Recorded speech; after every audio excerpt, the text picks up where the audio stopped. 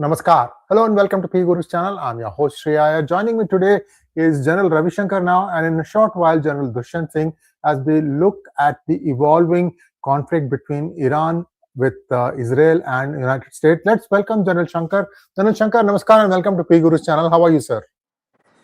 Namaskar, thanks a lot. We are all fine. I wonder what's happening between Israel and Iran and USA there. Things are pretty bad out there, getting worse by this day. But let's shoot. Absolutely.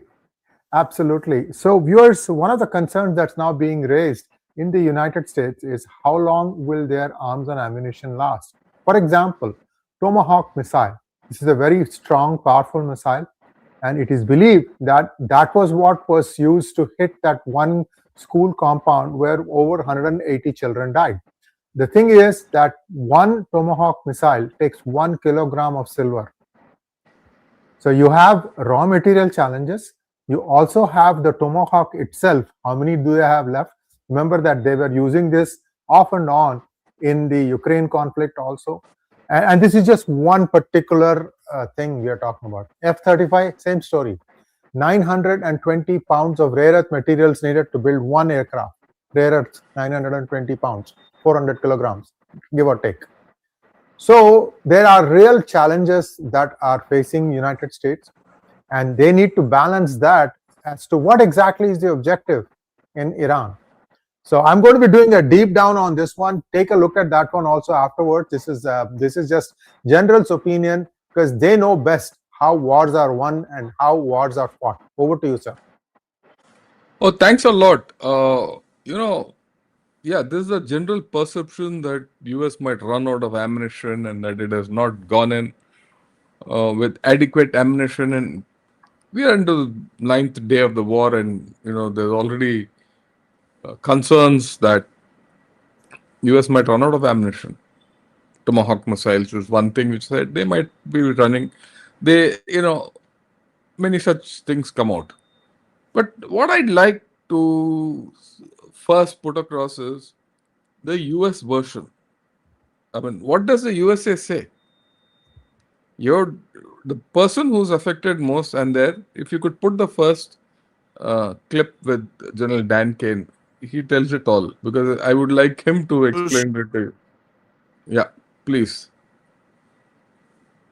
To those who would test our resolve or threaten the United States, our allies, or our interests, understand clearly we can reach you, we can sustain the fight, and we can scale the fight, and we will prevail. To the American people, your joint force remains steady, frosty, calm, and focused.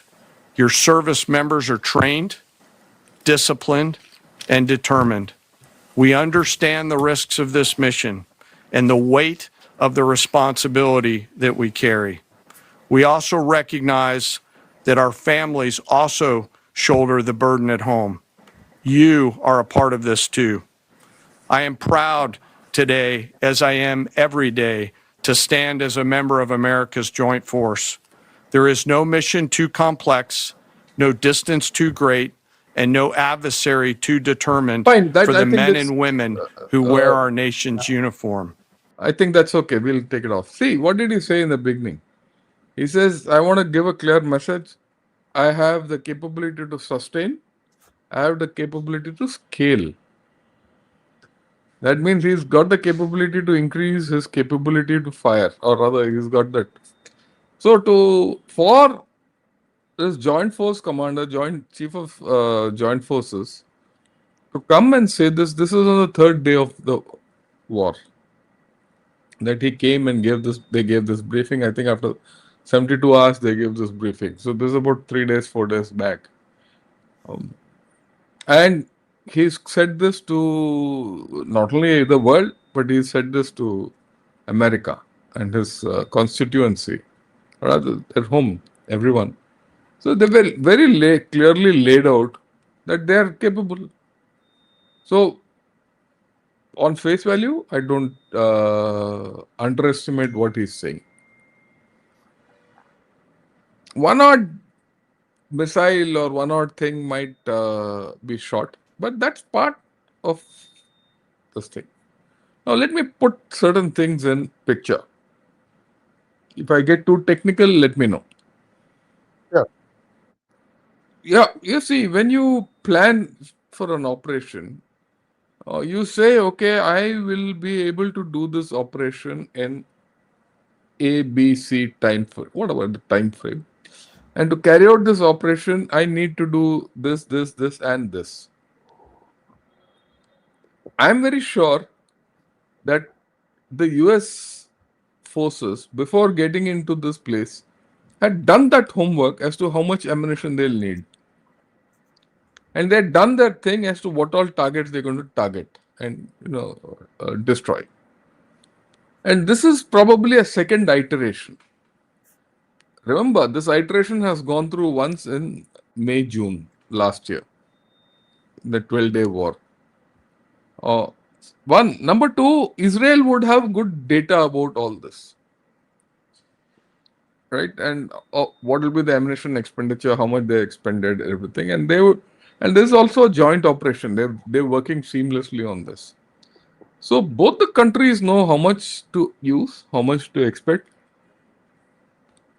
and how much ammunition they have. Because you don't go into an operation first and then you fire off whatever you have and then look around and say, oh, I don't have this ammunition.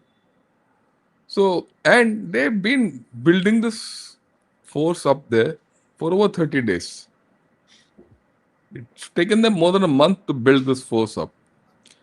Then the next thing is that they were very clear from the beginning that this is going to be an operation without boots. If this was an operation without boots, very clearly they knew the amount of ammunition which you have to spend would increase. I mean, there's no doubt about it. So if there's going to be an air war, and they have experience in Kosovo and Serbia, that's how the whole thing started, that winning by air.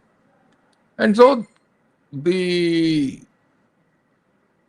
the planners of this operation would have taken a clear idea as to how much ammunition they would need of each variety and matched it with target, all that.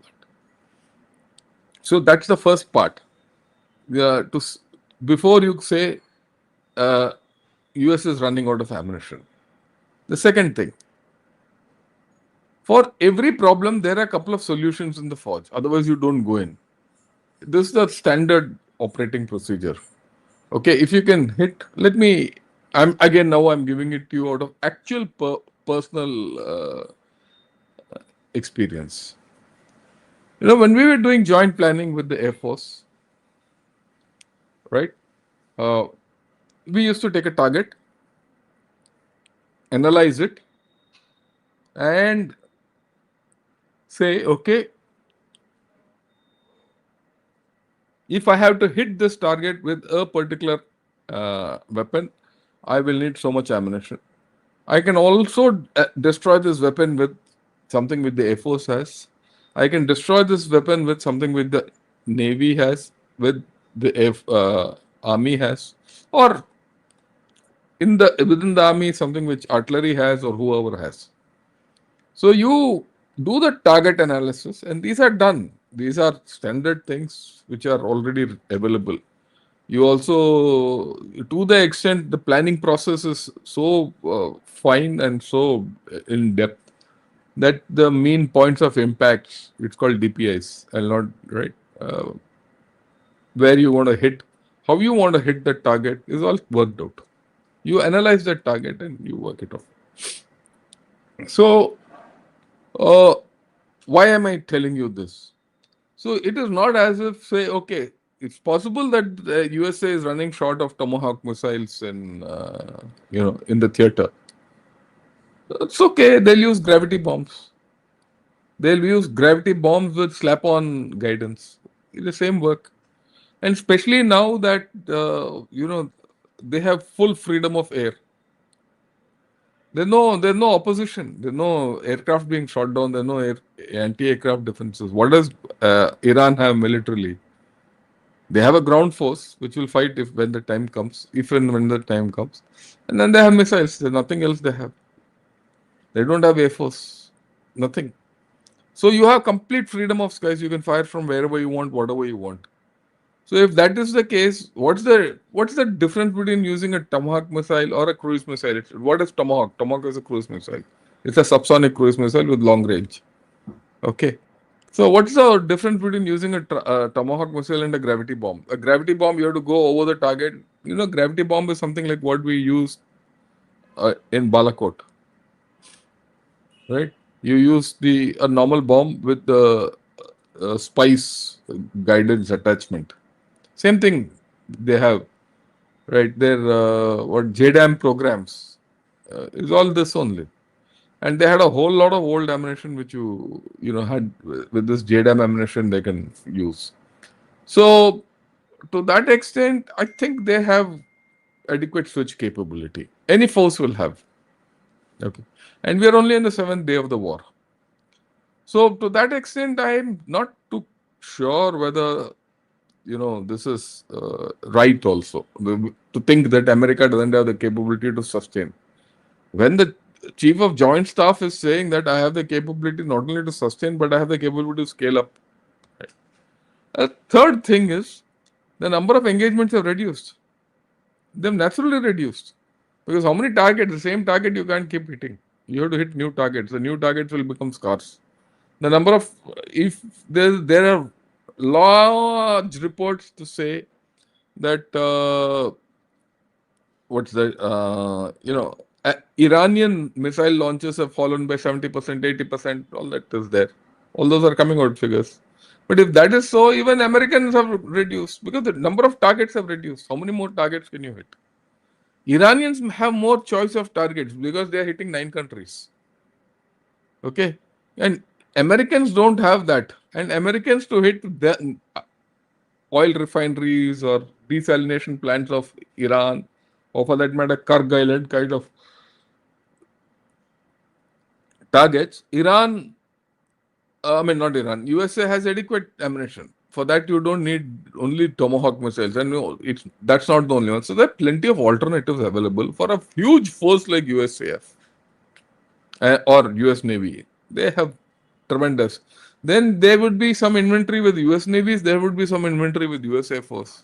Different inventory, different ammunition. So they have tremendous range of ammunition available with them. So to think that USA can't destroy a target because of lack of ammunition is saying no. I've now still not come to certain key issues. Remember, they have 8 theater command. Yeah, please. You had a Yes. point? Sorry to interrupt the flow. Viewers, this is coming live from Gunnershot, P Gurus, as well as Strategic Frontlines. Wherever you are watching, please like this video. And also, if you have not subscribed to that channel, please do subscribe to that channel. General Dushyant will be joining us shortly. Sorry for the interruption, sir. I needed to do this thing because we need to get much more traffic than what we are getting. And this is one way it will happen. Over to you, sir. Yeah. So as I was saying, so the US all over the world has got 8 commands, 8 theaters, right? Each theater will have its own ammunition stack wherever it is, right? Each theater is supposed to be for a particular, tasking and all that. So if the other theaters are not active and other theaters don't need these, they will say, okay, move from one theater to the other. It's not a big deal. Okay. So there would be discussion on and whatever is required on the battle, because this is the only battle going on, so they'll get it. If there is criticality, if there's no criticality, it doesn't matter. The next point in this story is there's always a surge capacity. See, it's nice to say industry has gone, but I know personally that the US capability to manufacture weapons is still intact to a large extent. The numbers would have gone down, but by now, I think in the past 1 year, they would have started revving it up.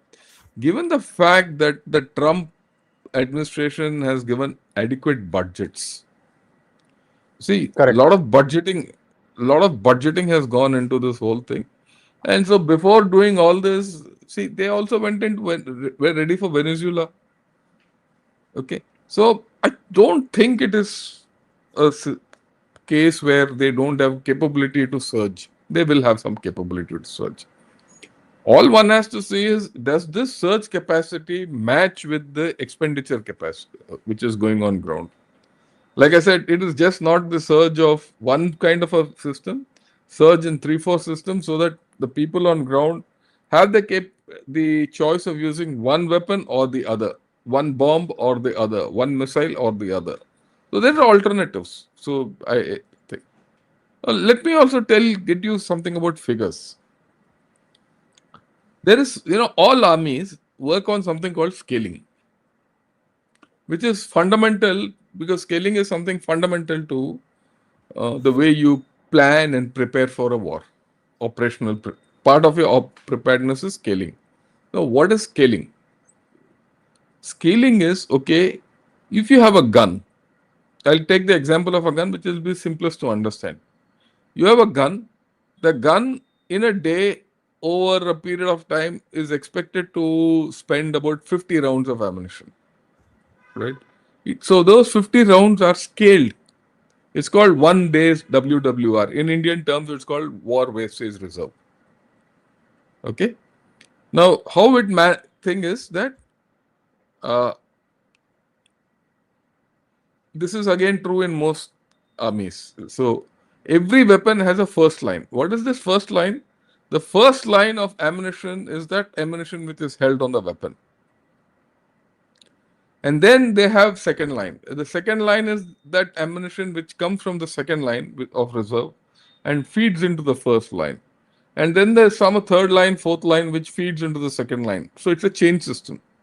A chain continuously operates and the rounds keep going the other side from the first line. Right? At every point of time, the attempt is not to touch the first line. You fire from the first line, but you immediately replenish it from the second line. That's the way it is. You actually are operating on second lines. When you do for calculations, you are actually using, okay, how many second lines you used. You don't touch the first line. If your national capacity of second lines is completely finished, or you're cut off, or anything, then you touch the first line. It's not that you don't fire from the first line. The first line is immediately replenished. So it's the second line which matters most. So, like I said, a second line for a weapon, I'm just giving a ballpark figure, say is 50 rounds. What is this 50 rounds based on? This 50 rounds is based on the fact that in a 24-hour cycle, you'll engage so many targets, and these many targets will require so much ammunition that by practice and by rote or tradition is say about 50 rounds. In a day, you'll fire 50 rounds, though you can fire 100 rounds. Okay. And you cater for 100 rounds in a day. 100 rounds in a day per gun is quite a bit. So you're looking at 50 rounds. So the reserves in the any army generally are held in terms of second lines. Okay. So you say, I have to be prepared for a 30-day war. Okay. I have to be prepared for a 30-day war. That means I'm holding 30 second lines somewhere. Okay. 30-second lines. They could be next to my gun. It could be back in, for America, it could be back in some Fort Missouri or someplace. Or in between somewhere in depots, repos. That's spread out in a man. There's logic in this. It's spread out.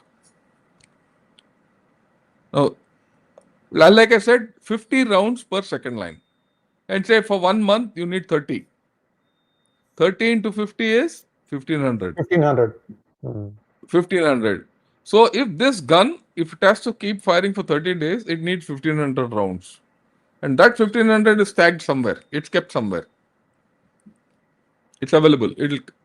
The system will feed that 1500 rounds. But when you plan at macro level, you need for the whole army. You plan for the whole army. This 30 days is based on the whole army. So if it is based on the whole army, let's say again a ballpark figure, USA has got 2000 guns of a particular variety. Okay? 2000 guns overall in the army.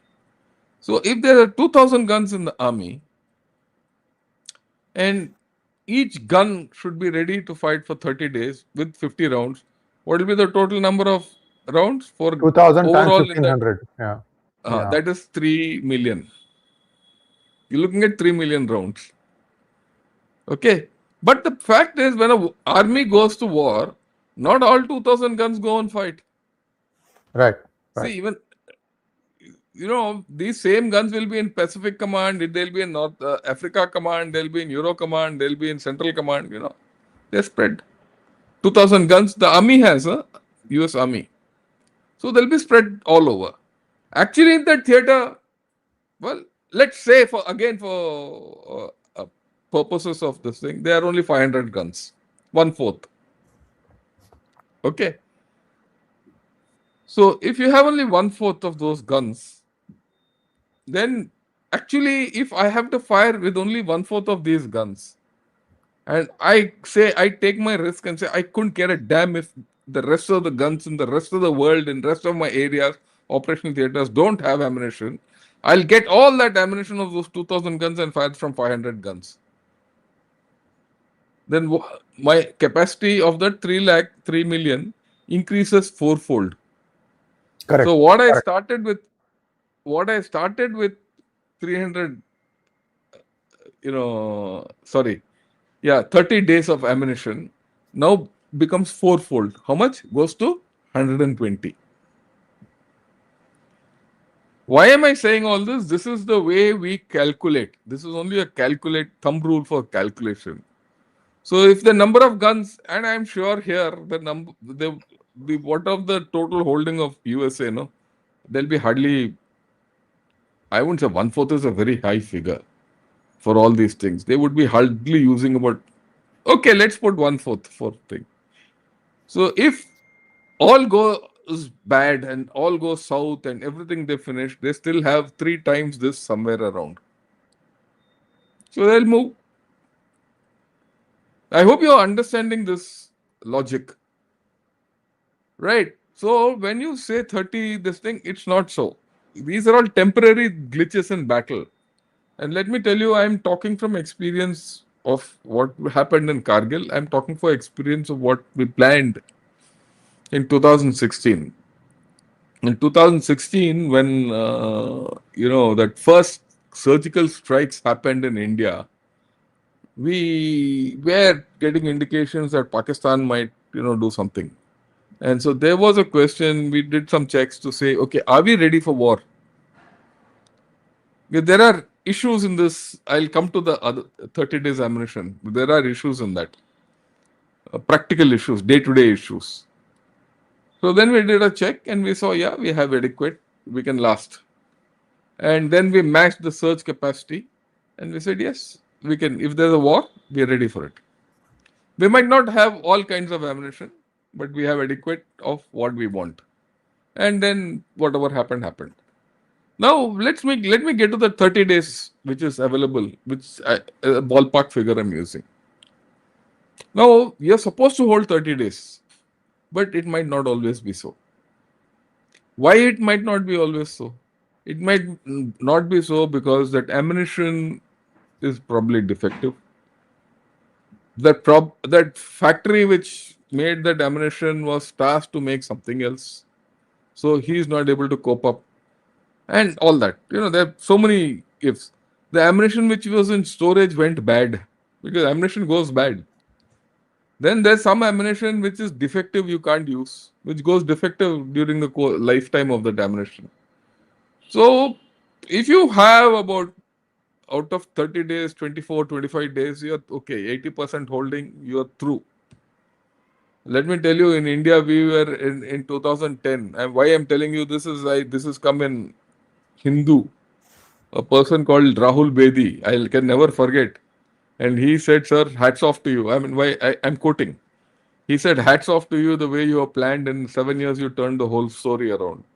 And in 2010, he wrote an article. He says, an army in search of guns and artillery in search of ammunition, because we didn't have both. Okay. And we went into the details. These are things which we considered. Where is it? How is it? Get the search fire thing done. Yeah, wo. For a nation like USA, which has been in this game for so long, I mean, to think that they're not ready is out of equation. Just out. Yes, there might be that odd weapon system or odd warhead which is not available. But I mean, that too in short, not in adequate numbers, which they probably would like to have. So they're making do with other things. What I heard is instead of tomahawks, there is some shortage of tomahawks, which I'm sure they will make up in a matter of 2 3 days, or by now it would have been made up also. What I heard is they're using gravity bombs because they have complete freedom of action in the air, and they're using gravity bombs with terminal guidance. It's just as good. And remember, the target which is being hit doesn't need always a missile to hit it. It needs a warhead. Whether that warhead is with the with the tomahawk missile or a blowpipe, it doesn't matter. I mean, if you look at it, if I have a blowpipe and I'll do that, and that arrow goes and hits something in Iran and it blows that place up. It's good enough, isn't it? What Yeah. is the ultimate end? Ultimate end is to destroy the target. So I'm sure USA is using different methods to destroy targets, and they have adequate matches because not all targets can be matched with all kinds of ammunition. There would be specialist ammunition, and USA is very good at it. And let me tell you that again, I can vouch for it. Very good at it, the way they match their targets with warheads, and their range of ammunition is superb. I don't think I would be too worried about these newspaper reports which are coming. And I wouldn't find fault with what you're saying also. Oh, each weapon needs so much silver, it needs so much raw rare earths, all that. That is the way you look at it when you're preparing. When you're preparing, you do what you're saying is 100% right. But in this kind of a situation, they'll move resources. If there's a surge capacity to be put in place, it would already be in place by now. In fact, the way I look at it, the surge capacity would have been put in place before they went in here. Okay. Yeah, these are done. These are normal things. So I thought I'll put all these issues across. You have any questions, and you're sure. I would like you to ask questions so that we clarify this story to everyone. But let me also give you the same thing goes for Iran also. It's not as if that's why Iran, you see, is quite confident. They have somewhere they're making their missiles. More than the missiles, somewhere they're making their uh, drones. They have drone factory somewhere. The Shahid drones, whatever it is. You might say this drone is better than the other drone, but it doesn't matter. As far as you have a drone and it goes and hits the target, oh, it doesn't matter whether you get killed by a walnut falling on your nut, or you get killed by a big bomb falling on your head. You're killed. End of story. So Iran also would be doing the same thing. Of course, they're under tremendous construction because a lot of their facilities were hit. I mean, for example, you can't hide a TNT plant. You can't hide it. Okay. A TNT plant is very vulnerable. Anywhere in the vicinity of the TNT plant, if you go and blow up a thing, it just goes. One other thing in the train TNT is what's that? Trinitroglycerin. Okay. No, nitroglycerin. Now that is tricky. That's very tricky. That's such a sensitive plant. I must tell this. You go in that plant, you're not even allowed to clap. You're not allowed to clap also. If you clap in that plant, tack, it goes. So if you go into that plant, very few guys are allowed into that plant. You have to wear rubber shoes, you have to wear protection, everything. Even then, you watch that whole thing from a distance. And at a point of time, only one or two guys can go in and all that when it is this thing. Of course, I've seen those plants, all these plants I've seen in close quarters because it was my business. But I've never seen a plant in operation. I must also tell you this. I must be honest. I've never seen a plant in operation because they said, sorry, sir, you can't go there. You will be this thing. And the guys, I still remember, the two guys who were operating that plant, just two chaps, final. I will not tell you where it is. I will not tell you. But that guy, when you look at him, if you look at him, no, in a street shop, he might be buying bananas or something like that. He was an insignificant fellow. Normal man, normal worker. Okay. But he's got that expertise. And I remember I asked these chaps, he says, yes, sir, I've been operating this plant for the past 15 years. And here I am the king. Even the factory manager, okay, that or the managing director, whatever you call that factory, he can't tell me what to do. Once the factory is, the process is on, everyone has to follow what I have to do. What do I say? There are only two guys who could do that. So these are things, which I'm sure USA has got the capability. To think that they don't have the capability is not correct. To think that such capability of Iran has not been taken out so far is being foolish. By now, all that would have gone. Iran, remember, is working on dwindling rates with very few replacements. Thing is, can Iran outlast USA in politically? It has widened the whole story horizontally and raised the cost politically. Remember, Iran, I kept saying this from the first day, Iran is fighting for regime survival with politically through escalation, horizontal escalation, creating situations for all the neighboring countries, political. Whereas USA is fighting this militarily. And militarily, they are saying regime change. So that's the bigger problem. It's not ammunition. So back to you and your question, sir. Thank you so much, sir. I was just trying to check if General Dushant is going to be able to make it. I haven't seen any updates from him. Hopefully, he will still join us. Yeah, There's he so will much come to on. Let's discuss. see. Yeah. Yeah. There's so much to discuss. And also, I really thank General Shankar for putting that reality in all these things. Not just keep, the intent was not to try and blow things out of proportion. That this is the reality of the situation because US has been supplying these missiles to the Ukraine conflict, some of them, and also to Israel. So there is that challenge, and US also knows, like General said, that you model all these things, and you already have this game plan. They would have already planned for the worst case scenario. And there's also messaging that is deliberately kept vague. So you really don't know which way they are going to go. For example, president says one thing, the Secretary of War says something exactly opposite. So you're guessing who's right. And these are all also happening. It's part of that obfuscation strategy to keep people guessing. The interesting thing here is looks like the IRGC has complete command over the country even today, and it's like a vice-like grip. 47 years, right? And they have already got this. You have tasted power. Once you taste power, you're not going to let go so easily. And I see remnants of that as a psychological thing to not give up, sir. What I want to reinforce what you said. I just read.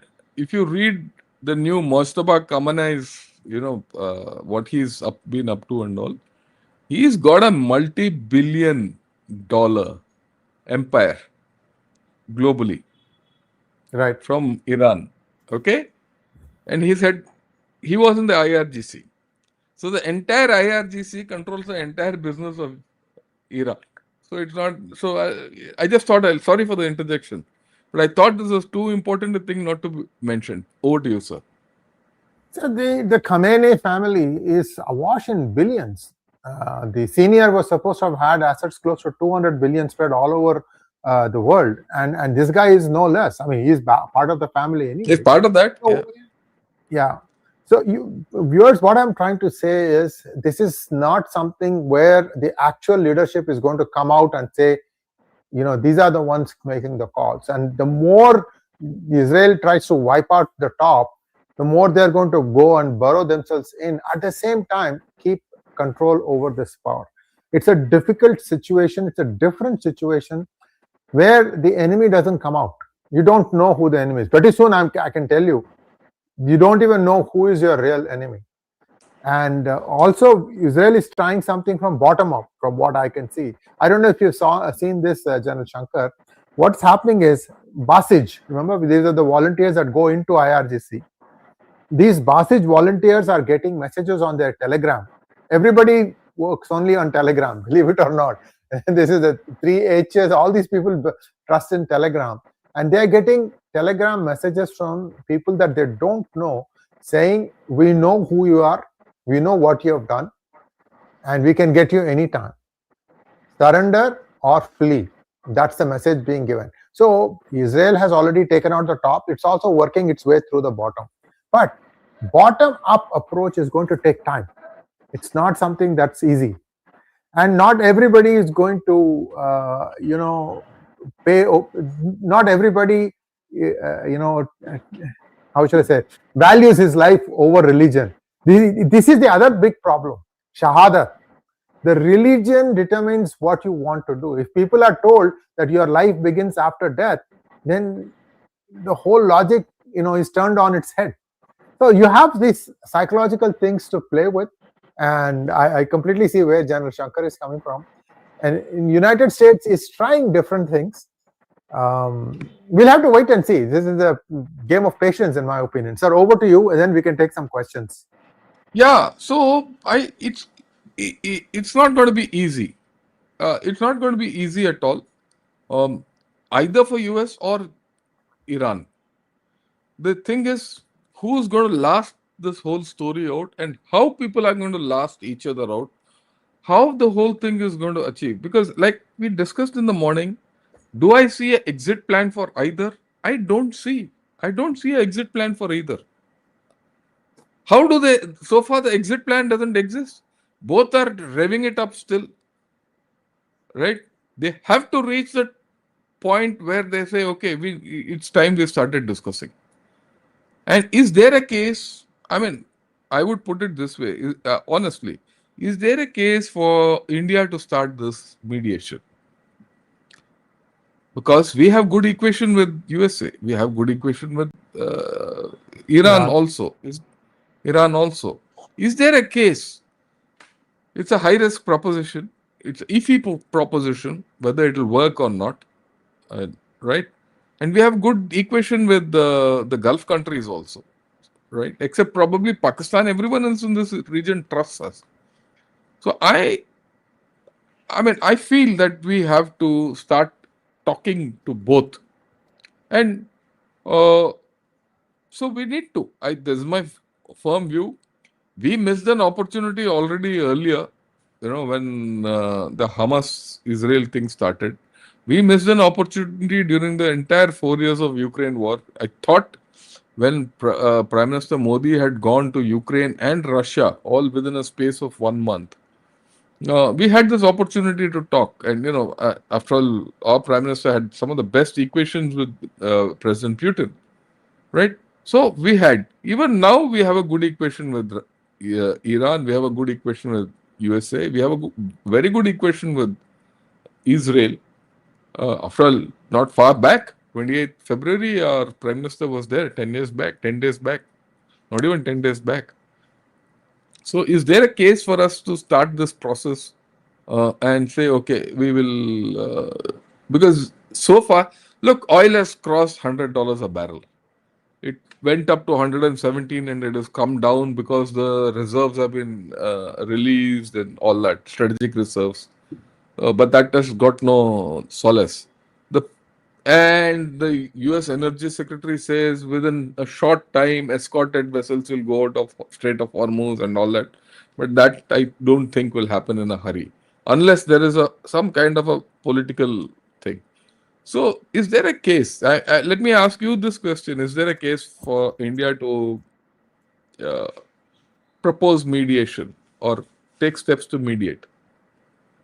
I definitely think India has a case, and also the backstory that is coming up about that sinking of that ship off of the coast of Sri Lanka. People, US won't admit it, but I know from reliable sources that inside the Pentagon and probably inside the White House, they figured that this probably was not needed. And anyway, it's done, it's over with. So what I'm trying to say is, at least India had, given shelter to the other ship, and therefore, what happens is to, basically complement what General Shankar is saying, that it has the trust of both countries. And also, Iran needs rice from India badly. See, that's one of the things about doing trade with Iran. Iran doesn't mind taking rupees for its oil from India because they get to use that to buy rice. And Yeah. so therefore, this food ships have to start flowing again. And those are all stuck up. Many are stuck inside the Hormuz Strait because they have to come after having delivered their supplies and then pick up the next one and go off. I've said this thing many times. You have to just drive from Hyderabad all the way to Mumbai and see how many orchards, how many poultry farms, how many fisheries, how many things, all of which the output goes directly to the Middle East. One country or the other. There's a complete network that Hey, operates. entire Pakistan is dependent on this, sir. Yeah. Pakistan. Yeah. And Yeah. let me tell you, if this war continues, I have been saying this from day one. The first country which will keel over is Pakistan. They don't have fuel as it is. They don't have money to buy anything. And Dubai, everything is closed. Jebel Ali is closed. Everything is closed from Dubai. Hormuz is closed. Food going in is far away. Pakistan will not have anything. The Right. bigger problem I see from an Indian perspective is Pakistan. Yeah. Yeah. Very true. So I thought, So yes, please. India has the capacity to probably do something like a pause for 24 hours to let some of these food related stuff to move through. And this is both sides needed. It's not, well, this is the other interesting story. This was the one that got sunk. India offered sanctuary, but the ship preferred to go to Sri Lanka. That's the other story that's doing. Look, it's over, it is sunk. Let's just move on. What I'm trying to say is something forward, that in the next 72 hours, there may be a window of opening where maybe some people who are stuck in these countries may be allowed to come on ships which are probably not carrying much into India, and then you dock here and food starts going back up there, and at least have some way of saying that, because both sides are going to lose out here. Both sides will start starving. That's a good. So being a provider of food gives you a lot of credibility. Yeah. There's You're no not doubt. picking sides. You're not picking sides. So, Yeah. even by now, everyone knows India is not going to pick sides. And, I think today our external affairs minister has made India's interest very clear in this whole thing in the parliament. Let's watch that. Yeah, you can put it. Yeah, get that. Please get that, please. Yeah, I picked this clip up today. Situation. Honorable Chairman, sir, let me conclude by highlighting the three guiding factors of our approach. One, India is in favor of peace and urges a return to dialogue and diplomacy. We advocate de-escalation, restraint, and ensuring the safety of civilians. Two, the well-being and security of the Indian community in the region is our priority.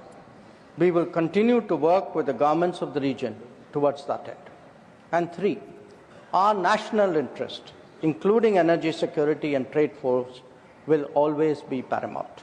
I'm confident, sir, that the government has the full support of this august House on this matter. I thank you. So it's very clear. It can be clearer.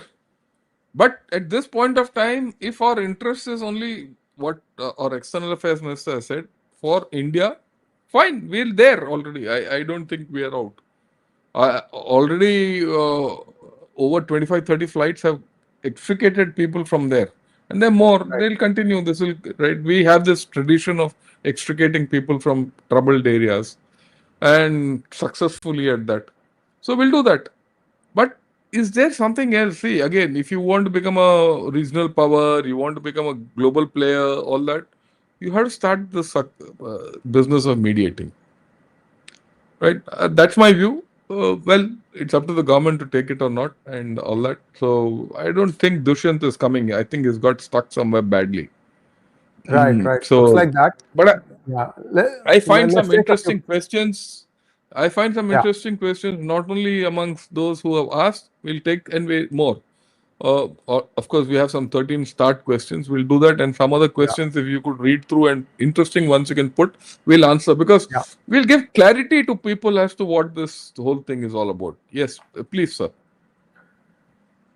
Kabir wants to know, good evening from the UAE. It looks like this war may take time, but can UAE and other GCC states come out of this faster? They can't. Kabir, unfortunately, you're stuck there. I hope you're well. Take care of yourself and your family. Uh, have an exit option. Stock up at home. That's what I'll say. If there's this thing, I would say go back to the scout methods of making water at home. You'll be surprised. Even your refrigerator makes water at home. Yeah. The refrigerator water which comes out is water, incidentally. What comes out, it's good water. It's actually distilled water. Right? So, not refrigerator, sorry, AC. AC. The Yes. water which comes out of the AC is good water. Okay? It will solve a lot of your problems. So, right. So, UAE and GCC come out of this faster. They can't come faster alone. After all, they're also in the war. And today, Qatar and Saudi Arabia and everyone has said we are against Iran. Very clearly, they have said no, they're against Iran. So I don't see this happening. But take care. All I can say is take care. Satish wants to know, is US shifting goalposts? Why was Epic Fury undertaken? Is Op Midnight Hammer a flop then? Let's go from backwards. Was Op Midnight Hammer a flop? Of course, it was a flop the way it was put out. It achieved a hell of a lot. Midnight Hammer achieved a hell of a lot. But it didn't wipe out the nuclear capability of Iran, or rather, nuclear, I would say. It's not nuclear capability, it's a nuclear, how do I put it? Capacity? Capacities, or the nuclear program of Iran. It didn't wipe that out. Okay. And once you've done that to a country, and a country which is proud of itself, okay, he'll say, yeah, it doesn't matter what I do. I have the know-how, I have the wherewithal, I have uranium. They have uranium mines in Iran. I'll make my uranium, I'll make my bomb. Right? What Midnight Hammer did and could have done further is that they could have dealt with Iran. If I were in the US side, I would somehow start talking to Iran and get them to the table, which they did get, and do a deal with them, and a verifiable deal. If you have not done that, well, just too bad. So Midnight Hammer was a part success. It was not fully successful. Right. Second, why was Epic Fury undertaken? It beats me even till date why Epic Fury was undertaken. Was it for Epstein files? You heard the whole things come from long. Was it for Epstein files? Was it for midterm elections? Was it to get Iran rid of nuclear capability, or destroy its program, or its missiles, or its this thing? There comes Dushyant. Yes. So we don't know. Right? Okay. So we really don't know as to why it was undertaken. Is the goalpost shifting of US? Of course, it is shifting. Every second moment, it is shifting. One guy says something, the other guy says something. We don't know what it is. Why should I tell? The Americans are saying, "यार ये कहाँ goal post है? कहाँ जाके फंस रहा है?" You have gone into a football field where there's no goal post, and you're playing football. You don't know where to goal.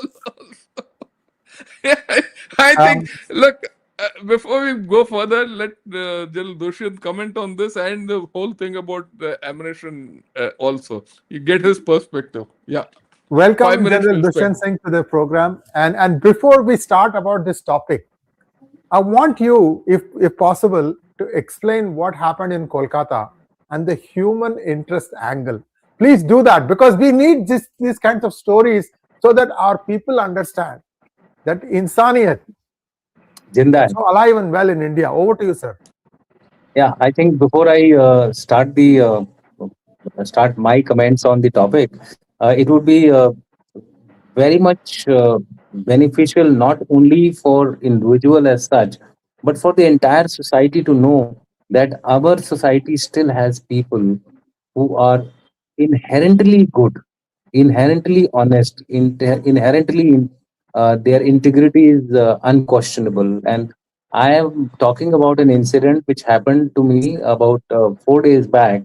I was traveling from Srirampur, a suburban town of Calcutta, to the Calcutta airport on the old GT road. Old GT road is not very well maintained, and it has a lot of uh, potholes, etc. And the maintenance is very very poor. So when you drive a vehicle on that, there are a lot of these bumps which you get. It was a hatchback Ford Figo on which it was my son's old car. So I was using that, and a driver was driving. And as you know, drivers are in a habit of driving over speeding, especially when they are doing these kind of duties. So in the route, suddenly the dicky, the hatchback opened up, and I was carrying along with my suitcase a traveler bag, which is you've seen these pilots and all carrying those that kind of a bag in which I had my Right. laptop, I had my wallet, I had my cash. I mean, I had virtually everything which a man needs to survive as far as his identity is concerned. So all those things were there. So when it fell down, we realized it when we reached the airport that look, my bag was missing and I had seen the dicky up. So we decided to trace back the whole path. I thought we will not be able to catch the flight, but we traced the whole path back to Shirirampur, but we could find the bag. So I assume that the bag has been lifted by somebody, and it is not going to be possible to me to recover that. So I reported the matter to the police and took the flight. There was still some time, half an hour or so. So I ran through the airport security, etc. Since I had done Digi I went in. I reached Delhi, and it was around 12 o'clock, and the incident had happened around night 1:30 or so. It was almost 9-10 hours had passed. I got a call from an individual. He didn't tell me his name. He said, "Who are you?" So I was quite taken aback by somebody who is giving me a ring and asking me, "Who are you?" So I said, "Look, I am Lieutenant General Dushyant Singh, and but I want to know who are you." Then he asked me, "Have you lost a bag?" Oh, then I connected that this guy must have found my bag. So I said, "Yes, I lost a bag in the early morning, late night of yesterday. So do you have it?" He says, "No, no, no. You first tell me what all was there in that bag. Which color was the bag?" So he inquired with me all the items which I had lost. Then he said, "Sir, I think I have found your bag. It is your bag only. But I want your Aadhaar card to ensure and match it with the visiting card which I have got." So I shared my Aadhaar card with him. I somehow trusted that this man is honest. I asked him his name. He said his name is Mukul Sharma. He said he is a driver and he drives a vehicle for Times of India. But during the rest of the time, he used to do additional duties, dropping people from airport to some place or the other. So he was doing multiple jobs to ensure that he has a decent amount of money to survive in a day-to-day activity. But he was quite a handsome guy in the sense that he had those modern Gen Z type of hair, etc. So from the face of it, you will find him as another Gen Z person moving around, but essentially he was a cab driver. And he used to also send children to school, etc. He used to do all those kind of duties. So I told him, I will collect the bag from you. Then he said something very, very interesting, and this you all must focus, must deliberate upon. He said, "Sir, please do not tell the police." So I said, "Yeah, why? I mean, I must inform the police because I have told the police already." He says, "Sir, you will not get anything from your bag. They will snatch this bag from me, they will beat me, and they will also take everything out of this bag and say, Ki, sir, badi mushkil se, I have given you this particular bag and this guy was running away, etc., etc." He said, "Sir, you please send anyone who can come to me. I am here till 11 o'clock. I will give the bag to him. And in case if he's not able to reach, he was speaking from Calcutta and Sri Rampur is quite far away. So then my house is in Dum Dum Metro. I will give the location of my house. Please tell your person to come there. I will hand over everything intact as it is because nothing has broken, nor your laptop has broken. I saw it while I was returning back after dropping a particular passenger in Shri Rampur. So I sent my son, and he said, before you send your son, tell him to get his Aadhaar card and a proof that he is your son. So I saw the kind of inquiry which he was doing. It looked like a very, very decent man who's trying to ensure that the stuff goes to the right person and not that anyone else claims it. So when my son reached there, he asked for his Aadhaar card. He showed the entire bag. My son saw the bag. I'd already told him what all is there inside the bag. Believe you me, not a single thing. Cash, not too much. I mean, Fauji is how much cash we have. There was about 3,000 odd rupee was there. But more importantly, all my credit cards were there. All my identity card was there. My service card was there. And over and above that, I had the laptop, which had almost every data which I have preserved over a lifetime. And that would have all gone, and for me to recover those things would have been a problem. Of course, some of them would have been on the cloud, so I would have been able to download it. But overall, he returned everything intact. When my son, he said there are 3,000 rupees in this particular briefcase or suitcase, trolley bag. You please take all this. He said, "Sir, it was my duty. It was my respect for a military person. It was respect for our services. And because of that, I have done this. I don't want a single penny." I think this was a story which I have not seen in my life. I have lost my bags 3 times, and every time they have come broken, battered, and with everything lost. This and one of them so happened. I don't want to share who got it finally, but what I'm trying to say is this is honesty par excellence, un unseen at least by me. I know there may be many more who shared on the Twitter as to who all had a similar experience. So hats off to all those people. They make the absolute strong foundation of India. And I am trying to get him some award if I can get. Let me see. There are some NGOs who honor such people. So with that, I think my brief story is over. Uh, I would like all of us to give a round of applause for him. Yeah. So now coming to the question proper of uh, today's show, which is how much ammo? Wow, what a question! When the Russia-Ukraine war was going on, there was a comparison made of artillery ammunition between America and Russia. Believe you me, the difference was not in 3 times, 4 times. Difference was in 100 times in capacity of making only.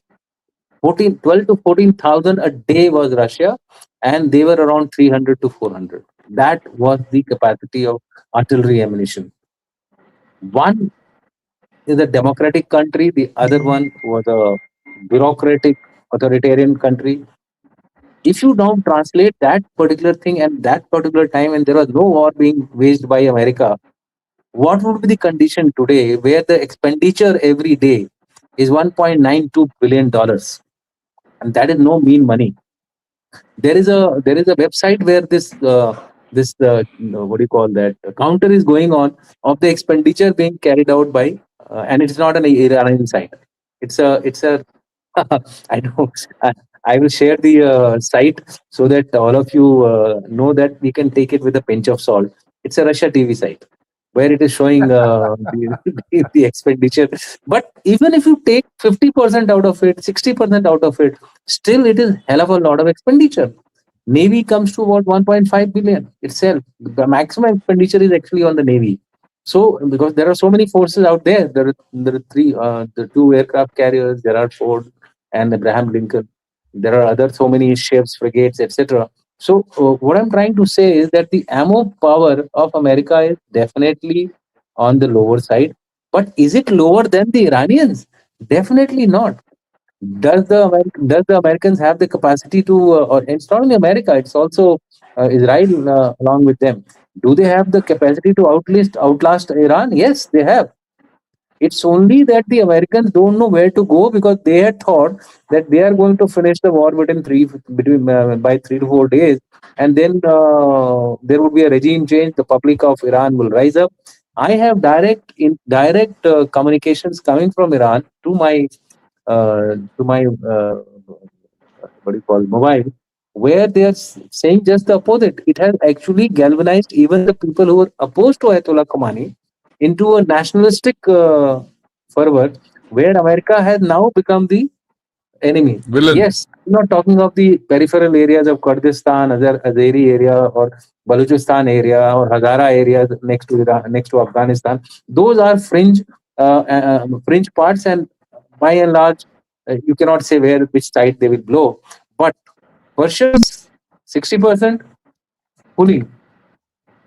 As of now, the opposition is very limited, very limited.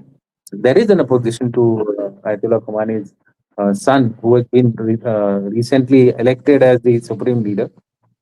I have my own theory that he has been elected to actually be sent out of Iran as and when they find that the Iranian situation is likely to deteriorate, and most likely the destination would be either China or Russia. That's the only time we'll say, but that's my assessment. I think the ammunition power is not that important. What is important is sustainability of war by both sides. Iran is at a major disadvantage, subject to, if there is support given by the Russians and the Chinese, which is less likely, but if it is given, then Iran is on a very strong wicket, because uh, by air itself, you cannot win wars. Land is the currency of victory. And in this case, unless you do a regime change with a favorable person, I don't think you can declare, America can declare itself as victor. It will be a stalemate, it will be a checkmate, it will be whatever you want to call it. And any stalemate, any checkmate is, and without any regime change, is a victory for Iran. They have suffered a hell of a lot of damage, but then that's what great civilizations are made of. This is my observation.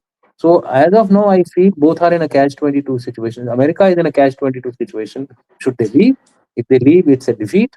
Should they continue to wage the war? Yes, they can do so. That is the approach which President Trump has taken. But what is more important is, can Iran sustain? In my view, left alone, Iran may not be able to sustain more than 14 to 15 days, another 14 to 15 days, and because they are almost down by 75%, and most of their attacks are there. They are quite good. They have been able to get some successes as far as the radars, etc., are concerned, and some damages. 8 soldiers have also died. The Iranians claim 200 soldiers killed of America, etc., which to my mind, I think is a maybe a little exaggeration. But civilians have been injured, and so America has been no better. 200 odd school children dead, etc. They are also claiming to be. So overall, I think Iran is the weaker partner. Iran is less likely to sustain unless gets a life from either China or Russia. These are the only two countries which can actually help it. Of course, we should not forget North Koreans. But North Koreans are known to do quite a I would say they undertake steps which are totally out of the box. So if the North Koreans do something, I can't say so. But that is the only options available to Iran. and that old Crink alliance. The one person probably who may support Iran is North Korea, but it doesn't listen to US. US has not been able to do anything to it. It doesn't listen to even China at times. So if there is one person who can change the game, it could be him. So with that, I'll stop here. I think this is a broad observation. I'm not going into the details of data, etc. I was already engaged in a 1.5 hour podcast on Iran itself. So my mind is totally flooded with Iran. So I'll stop here. I think all of us are flooded with Iran. Absolutely, absolutely. Yeah, Thank you let's so much, continue with the General questions, Dushan. sir. Yeah, so let me just add one more thing. Remember, General Dushan came on our channel on Thursday. On Thursday, he had just landed from that flight, Yes. and he improvised. He got onto the program on iPad. See, that tells you the commitment of our guests. He didn't want to miss that program. He was a little bit late, and I kind of know a little bit of the story, but you didn't see him say anything.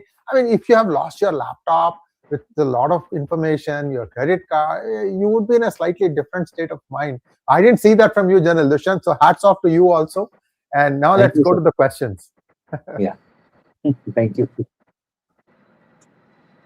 Next question. This is for General Dushan. Sir, Iran worked on its nuclear weapon program and missile program. Why didn't Iran acquire fighter jets from Russia or China?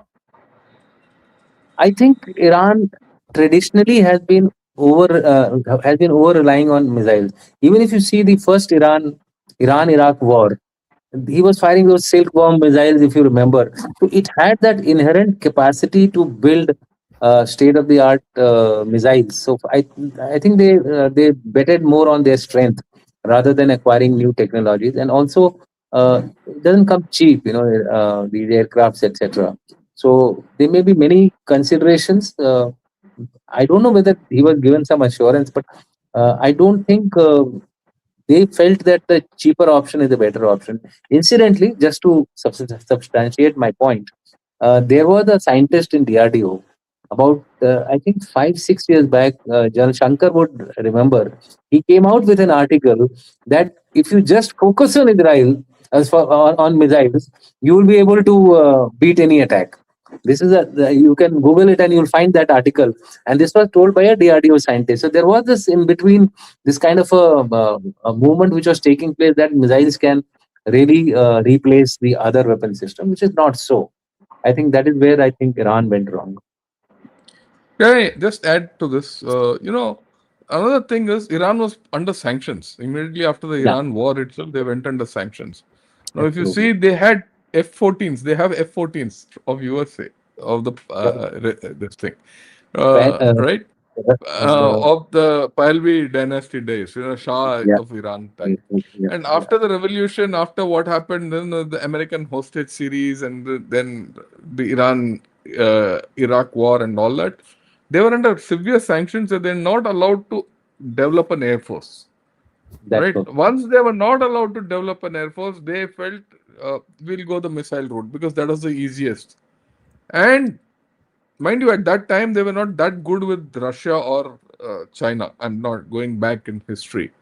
And they, as a result, their air force never took off. Okay. And this continued. So when they got into this alliance with Russia and China and they went the missile route, I think it was far too down the line for them to even get help from Russia and China to develop an air force because they didn't have an air force. They didn't have the infrastructure for an air force. And they found suddenly, see, Iranians are very inventive. Remember that. Right? So then they found the easier option of going in for drones and missiles. This thing. So it became that way. Yeah. Next question, please. This is for General Shankar. What if Iran gets a nuke before US can have ground troops in? I don't think so. I don't think both are hypothetical at this point of time. Neither will Iran get nukes, nor will US put ground troops. Look, already people have started talking of exit options. Like what General Dushan said, another 14-15 days, both of them will be like, two dogs on the thing with a tongue hanging out. So they come to some via media. Wagging their tail. General Yeah. Dushan, this is for you, sir. Under UAE strategic agreement with India, any idea if India is extending any support that has been requested of it? I don't think so. I don't think India will get involved in this war. We would be, if we get involved, it will be more for dialogue, mediation, and Yeah, that's it. working for peace. Working for peace. Next question, General Shankar. Will they use thermobaric bombs just to make Iranians surrender with daily expenses above $1 billion? No. Look, there's this great deal about thermobaric bomb. Thermobaric bombs are actually they're not high explosive weapons. Thermobaric are fire starters. Okay, they're pyrotechnics. So thermobarics are not going to be defeaters of anything. They're not the ones. Again, ammunition is matching. You match the warhead with the target. You can't use a thermobaric for everything. Let me tell you, I've had a lot of experience with thermobaric. We developed thermobaric for artillery and gave it up. Okay, so and we gave. I mean, for reasons. It's not as if thermobarics are not good, but they're not going to win you the war alone. You see, in Iraq, the fuel air explosive thing worked because they were all in the plain and the open. You see the topography of Iran, it is not like that. Very true, very true. Mountainous. General Shankar, this is for you, sir. Or no, this is for General Dushan. Thank you for the brilliant talk. Given the number of Indians living in GCC, is there merit in India contributing to the defense of the Gulf monarchies in a strictly defensive military posture? No. I see. India has to first build its own capacity. Yeah? We Yeah. ourselves are struggling with aircrafts. Today we want to have a 49 squadron aircraft. Air Force. We are way down to 29. I mean, पहले अपने घर को संभालो. First, strengthen your own house and own military capability, and then look for the others. We will export after we have finished with our capabilities on critical issues. Not everything. Combination we can keep exporting what you want to do. But rest of the things, I think we have to build our capacities first. Thank you so much for your super sticker, Hemant. Next question to General Shankar. I agree with your planning process for offensive. Worry is defense planning in view of smart swarm attacks. One can go wrong in planning. Can you please explain? Thank you for your attention. I don't think so. Don't worry too much. We've handled swarms also. Off Sindoor, we've done everything. We've done all this, right? So we're not worried. Don't get too carried away by. I mean, don't get too frazzled by all this. Capable planning, capable militaries handle their threats, and what fits someone else doesn't fit us, and vice versa. Okay. This is a horses for courses kind of a planning. You have to plan with your terrain and your threat perception. We are okay. Let me again put it. I'm not claiming that we are on top of the, haystack or top of whatever we call it. We are okay. We know how to handle our threats. We saw that in Opsindur. Okay. People suddenly woke up to find that, the people are learning from India now. Why are all these chaps coming? Why is General Dushan going and speaking to all and sundry? They're all interested in the Indian point of view, how to handle the situation further. Okay, Yeah. you have to understand where we are. Yeah. Next question to General Dushan. Look at the objectives of the war put out by the White House. Has USA achieved even one of them? None till now, except disrupting the world oil supply and putting the entire world in a global oil crisis. That was something which unintended consequences of. That's why I said such a war in the Strait of Hormuz is going to affect everyone. It is already affected. There's nothing positive which is coming out of this war, except that the Iranians are getting killed and some damages are taking place in the West Asia. What else? I mean, if there was a regime, the regime change has been there. He says, I'm not going to stop. So we keep killing the leaders. General Shankar, this is for you, sir. Critical infra should be moved underground in India as well to be ready for future warfare. Oh, look again. What is your threat? Everything depends on threat, no? What is your threat going to come from? Where will you get threat from? Right. So, and let me tell you, certain critical infrastructure of ours is already underground. It's not as if everything is overground. Where it is required to go underground, it will go underground. In the battle scenarios, lot of it is underground already. You ask the infantryman, first thing he'll do, and he'll go and dig his trench and go inside. Okay. And So, yeah, and there is lot of dual use infrastructure. Keep your eyes and ears open in Delhi. You will find you them will see. all in so many numbers. I mean, let me give you a simple thing. All your metros which are underground are dual That, use. that's what I was referring to. All metros are dual use. That's what I was referring to. Next one, please. Ask US objective. This is for General Shankar. Oh no, it's for you, General Dushyant. Pliable leadership in Iran or defying their defense or nuclear program. All these factors undermine the self-determination of a populace. General Dushyant. It's a comment. What should I comment on it? It says. I think you've already answered this. You said that some of the people from Iran have been in touch with you, that even the people who hated the regime are now backing as a Correct. nation. So that is the takeaway here. And that happens in every country, viewers. Yeah. Thank you, Saksh, for your generous donation. General Shankar, the way Israel is able to do non-stop attack on Iran and Lebanon is shocking. How Israel got the confidence and capability? They've been doing this right from Yom Kippur War. Nothing new. Nothing new. Nothing new. Yeah.